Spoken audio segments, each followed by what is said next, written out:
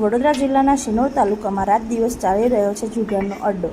Shinor police સ્ટેશનથી આશરે 1 થી 1.5 કિલોમીટરના અંતરે ચાલી રહેલા જુગારના અડ્ડાથી શિનોર પોલીસ અજાણ છે।